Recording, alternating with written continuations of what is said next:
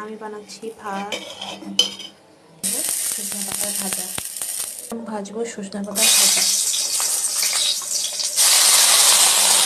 দিয়ে। দেখুন বন্ধুরা, সজনে পাতার ভাজা কি সুন্দর হয়েছে।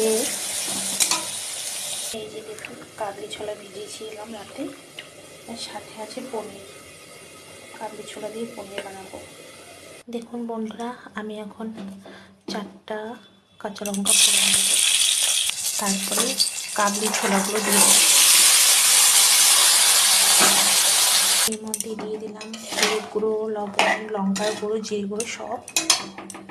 এখানে দেবো আলু, বেগুন সব যা ধুয়ে রেখেছি। এবার স্বাদ মতো সব লঙ্কা, হলুদ সব মশলা দিয়ে দিয়েছি। এবার এখন ঢেকে দিলাম জল দিয়ে।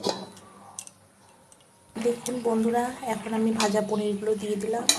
এই যে কাবলি ছোলা, আলু, বেগুন দিয়ে বেশ হয়েছে এটা। আমি ঝাল কম দিয়েছি তাই কালারটা এমন হয়েছে। দেখুন বন্ধুরা, রান্না কমপ্লিট। এই যে কাবলি ছোলার সাথে পনির দিয়ে